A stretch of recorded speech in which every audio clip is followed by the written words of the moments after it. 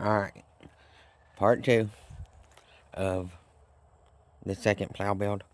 Alright, yesterday I tried it out a little bit and I broke it. Um, there's a little bit of bad engineering on my part.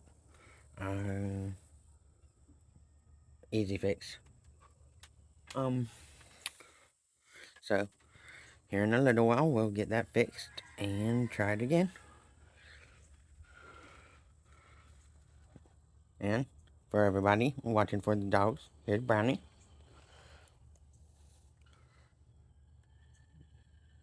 There's Mom releasing the critter back into the wild. Don't touch that. And Mom trying to pick up something that's hot.